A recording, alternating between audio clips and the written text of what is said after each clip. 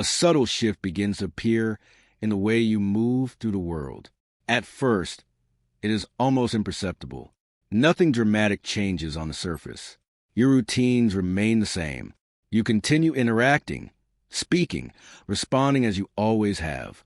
And yet, something beneath that surface begins to feel slightly off. You may notice it in conversations, a moment where you hear yourself speaking, but something about it feels distant. The words come out as expected. The tone matches the situation. The response is appropriate, but it does not feel entirely real, as if you are following a pattern you know well, rather than expressing something that is fully alive in that moment. It is not discomfort in the usual sense. It is more like a quiet awareness, a recognition that something about your way of being has been constructed.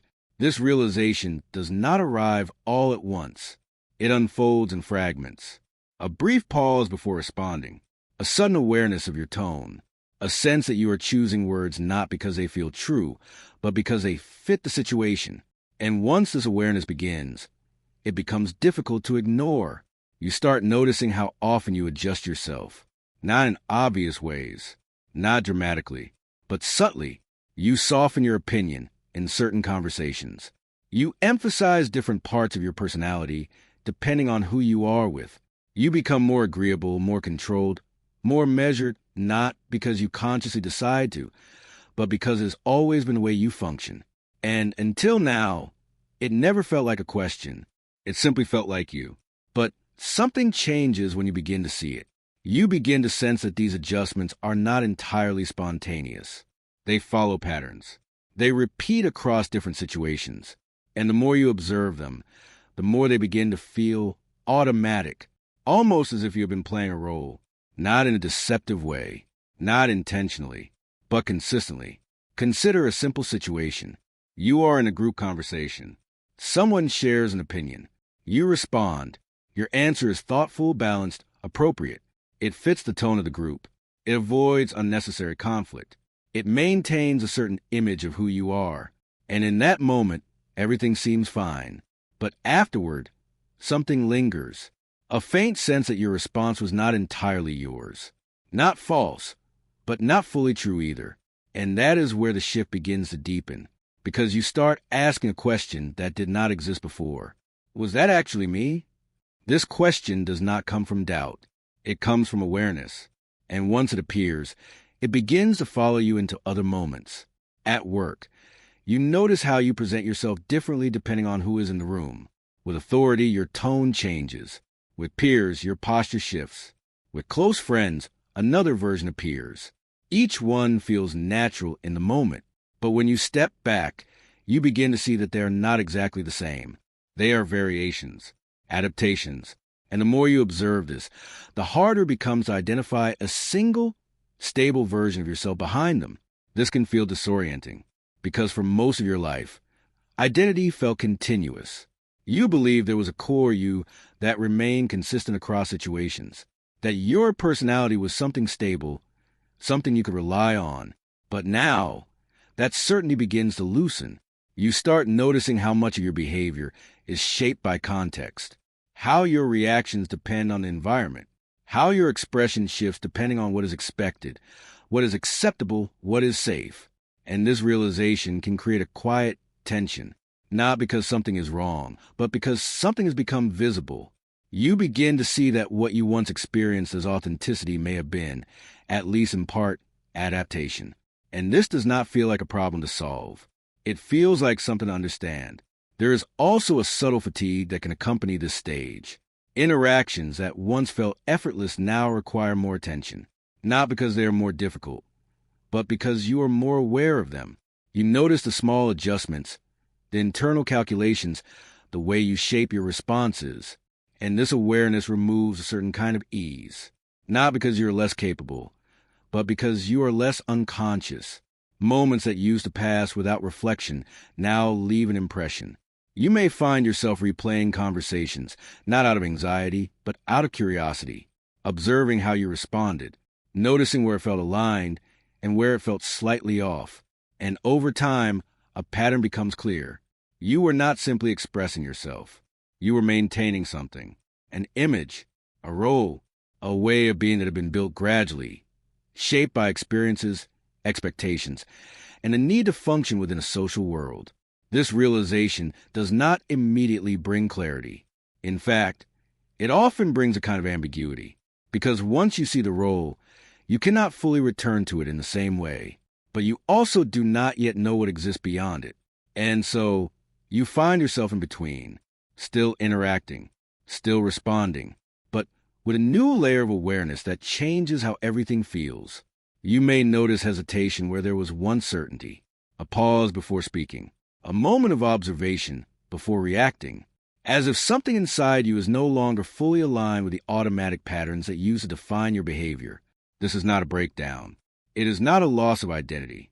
It is a beginning of differentiation, a moment where what was once fused together begins to separate, where the way you appear starts to feel distinct from what you experience internally. And this distinction is subtle but profound, because it marks the first time you begin to see yourself not only from within, but also from a distance, not judging, not correcting, just observing. And that observation changes everything. You begin to understand that the person you have been presented to the world is not false, but it is not complete. It is a version, a structured way of being that has served a purpose. But now, something deeper is asking to be recognized, and it does not arrive loudly. It does not demand attention. It simply makes itself known through these quiet moments of misalignment, moments where what you express and what you feel are no longer perfectly synchronized. And once you become aware of this, a question begins to take shape. Not a question of who you should become, but a question of what has been there all along, beneath everything you have learned to be. Consider what begins to reveal itself once that initial awareness stabilizes. What once felt like a vague sense of misalignment now starts to take on a clearer form.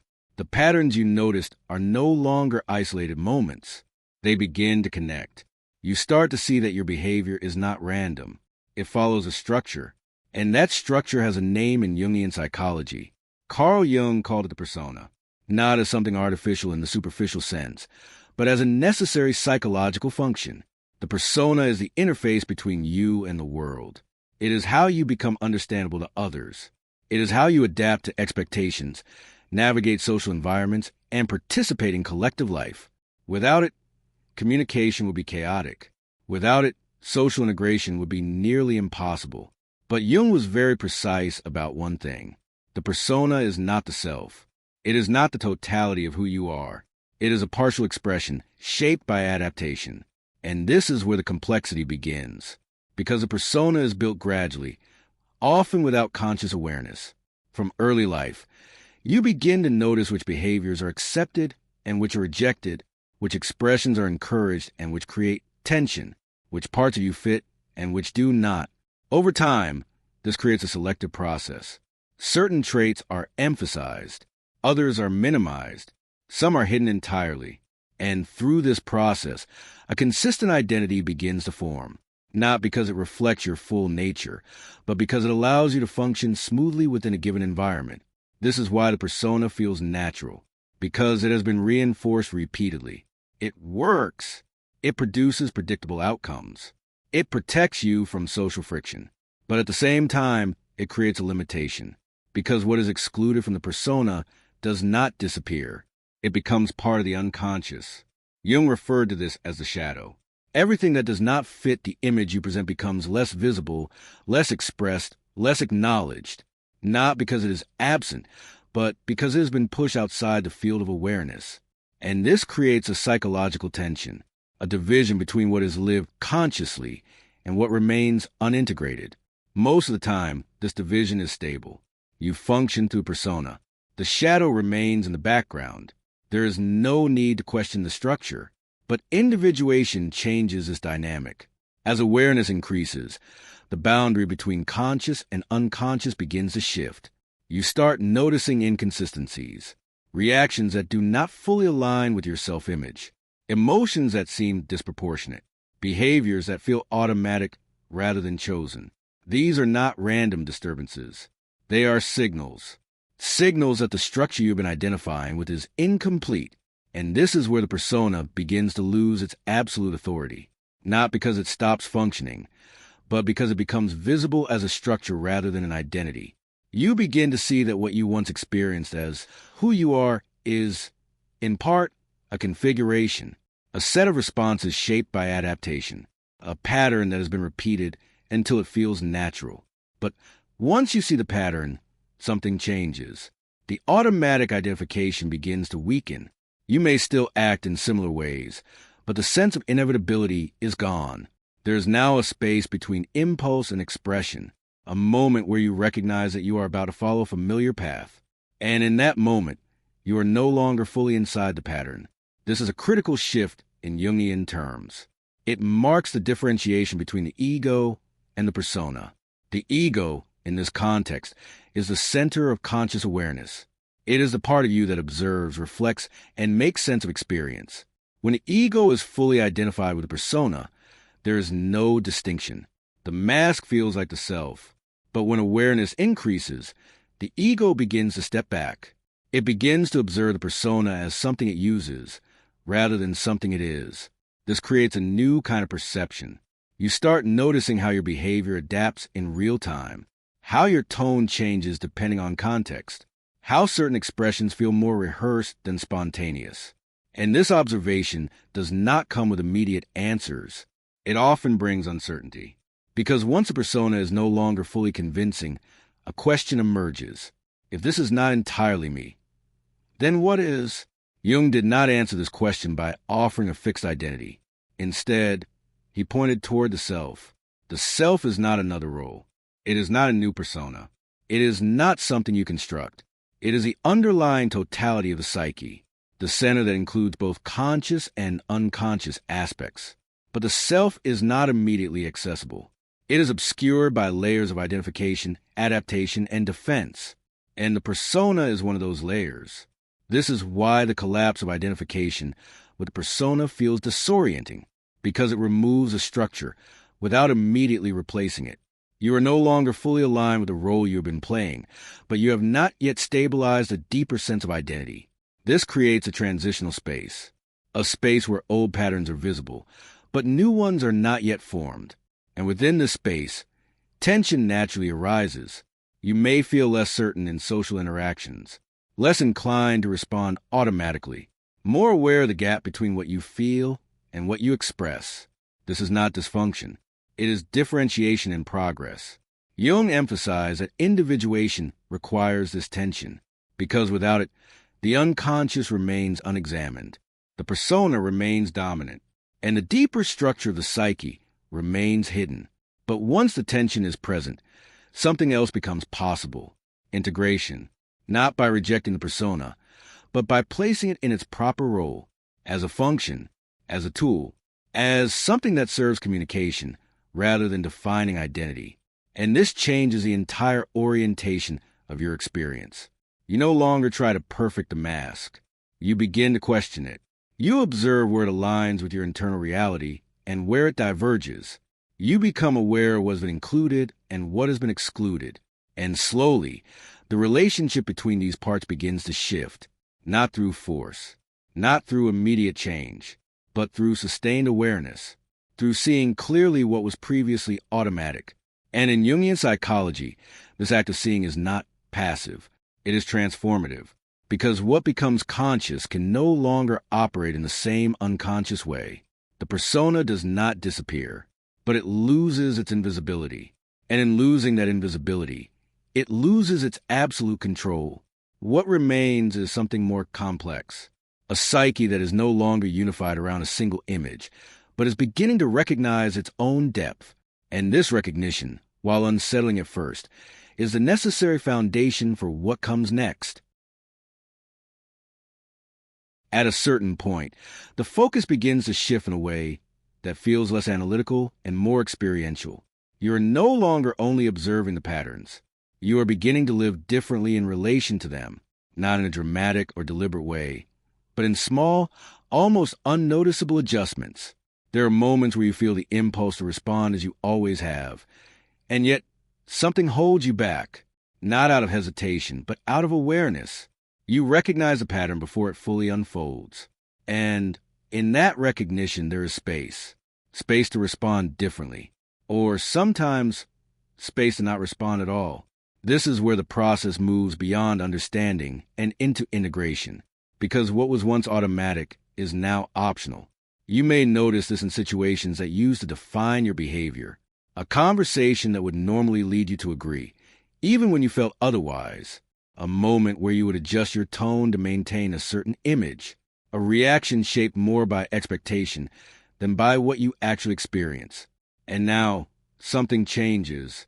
You pause, not because you are unsure, but because you are aware. You feel the difference between what is expected and what is true for you in that moment. And sometimes you choose differently, not to oppose, not to assert something forcefully, but simply to remain aligned. This alignment does not always look like confidence. In fact, it often feels quieter than that, less performative, less defined, more grounded. You are no longer trying to express a version of yourself that fits perfectly into the situation. You are allowing your response to emerge from a place that is less structured, less rehearsed. And this can feel unfamiliar, because the persona provided clarity. It gave you a sense of how to act, how to respond, how to be perceived. Without that structure dominating your behavior, there's a period where things feel less certain, less predictable. You may feel slower in conversations, less inclined to fill silence, less interested in maintaining a particular impression.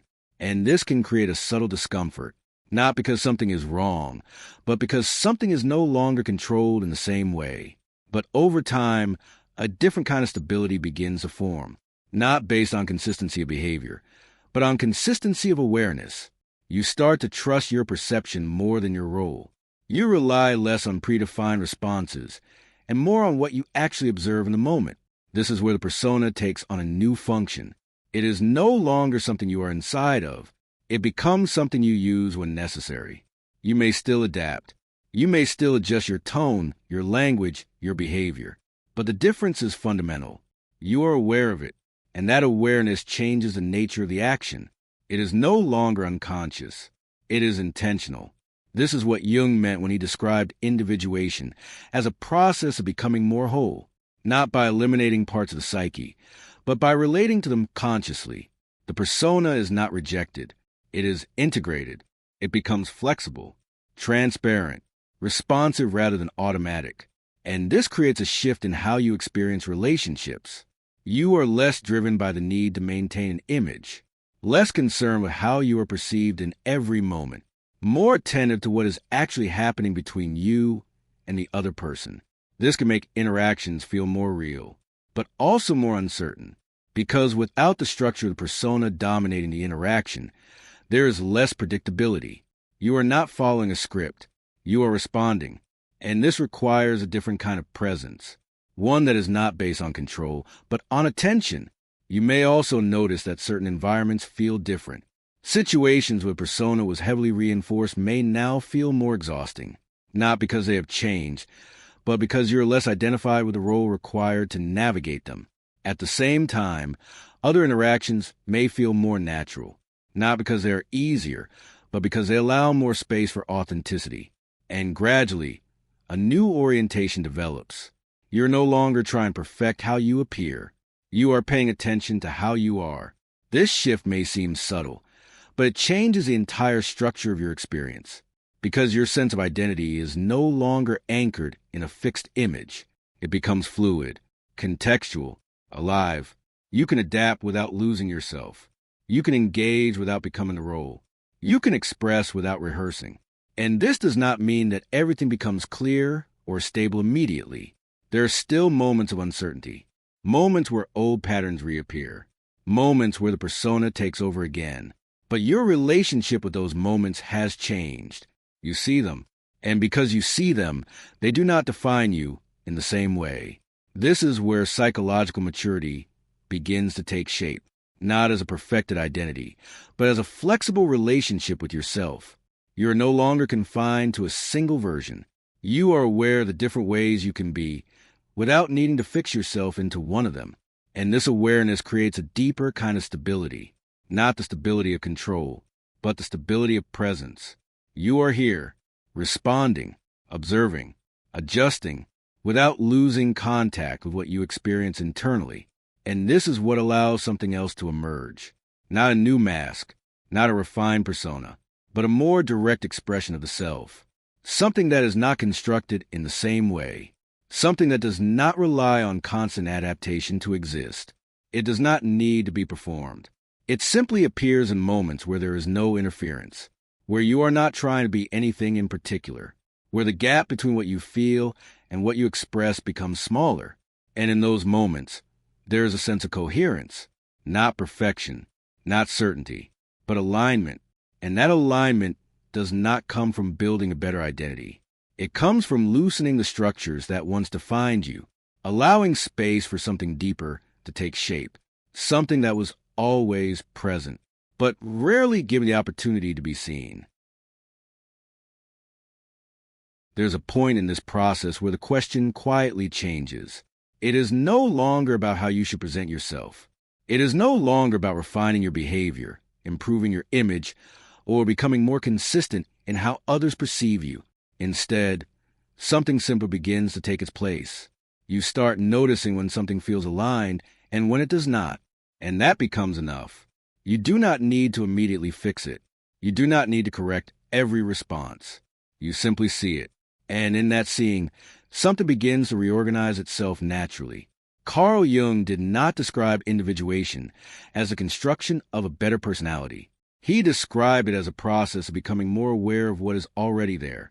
And this is where the collapse of the persona reveals its deeper meaning. It was never about removing the mask entirely.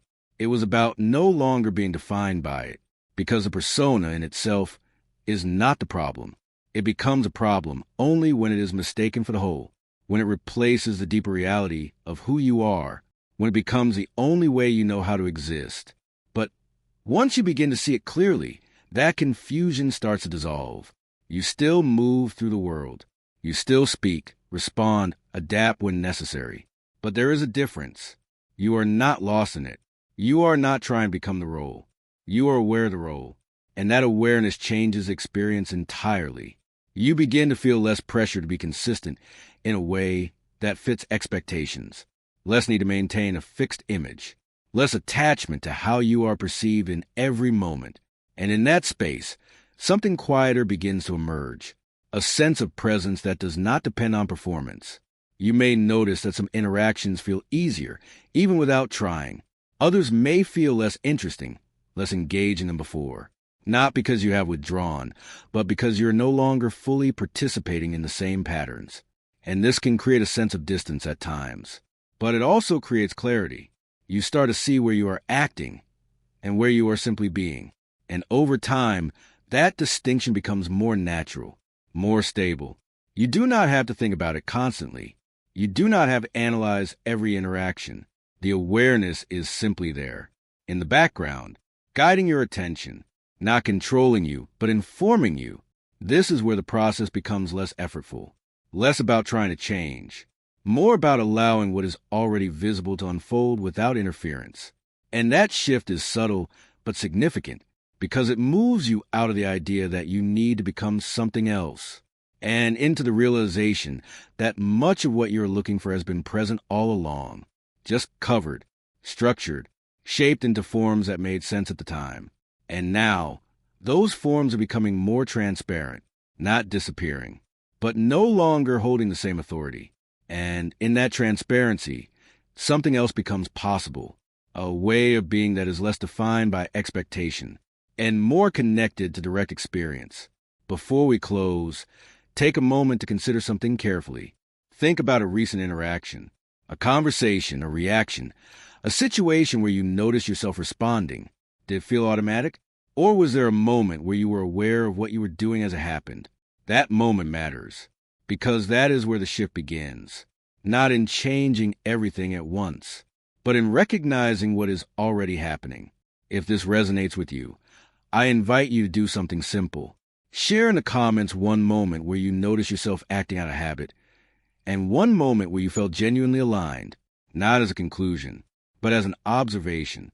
Because sometimes seeing that difference clearly is the first step towards something much deeper. And if you know someone who's been feeling this quiet shift but hasn't been able to put it into words, Send them this video.